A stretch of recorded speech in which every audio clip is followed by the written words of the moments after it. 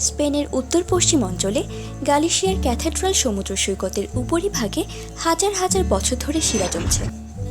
ক্যান্টাব্রিয় সমুদ্রে সম্পূর্ণ প্রাকৃতিকভাবে তৈরি এই সৈকতটিতে প্রাচীন গুপ্তধন স্বর্ণের বিশাল ভাণ্ডার লুকিয়ে থাকতে পারে বলে অনেকের ধারণা।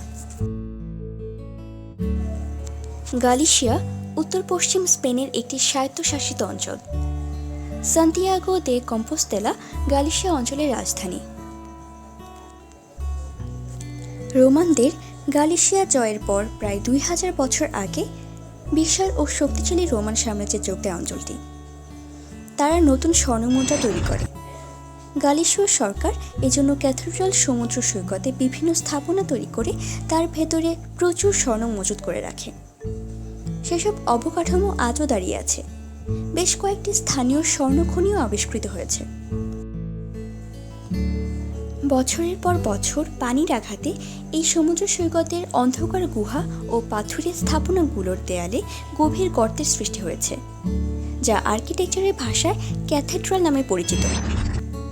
ভেজা সোনাগুলো বীচের গুহার মধ্যে থাকার ফলে পোক্ত হয়ে গেছে, এজন্য সেগুলো শোষিত স্বর্ণখনি হিসেবে স্বীকৃত। তবে স্বর্ণখনি আবিষ্কারে তেমন কোনো বড় ধরনের গবেষণা বা অনুসন্ধান এখন পর্যন্ত হয়নি। সাংস্কৃতিক সংরক্ষণ গ্রুপ মেরিনা প্যাট্রিমোনিও মনে করে সৈকতের জোয়ারে একটি সোনার খনির প্রমাণ ভেসে থাকতে পারে। গালিশীয় সরকারকে সমুদ্র সৈকতটিতে রোমান সোনার খনি অনুসন্ধানে চাপ দিচ্ছে সংগঠনটি। গ্রুপটির সভাপতি ম্যানুয়েল মিরান্ডা বলেন, গালিশিয়ার স্বর্ণ এলাকাটি খুবই সমৃদ্ধ এবং ক্যাথেড্রাল বিচটি স্বর্ণখনি দ্বারা বেষ্টিত। তিনি বলেন, আমি মনে করি ক্যাথেড্রাল বিচে স্ফটিক মণির অংশের মধ্যে সোনা থাকতে পারে। আরেকটি প্রমাণ গুহাগুলোর ভেতরেও পাওয়া যেতে পারে। তাই সমুদ্রতলের ওপরে সৈকত ঘুরে ও অবকাঠামোগুলোর ভেতরে স্বর্ণখনির অনুসন্ধান চালানো প্রয়োজন। হয়তো একদিন প্রত্নতত্ত্ববিদরা ক্যাথেড্রাল সৈকতে স্বর্ণ অনুসন্ধানে আগ্রহী হবেন।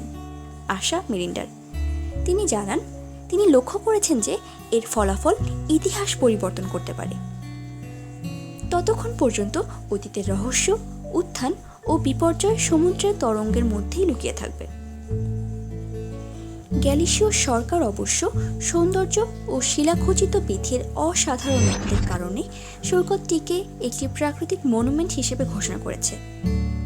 ক্যাথেড্রাল বিচ রক্ষায় এর অতীত নিয়ে গঠিত হয়েছে একটি সমীক্ষা কমিশন।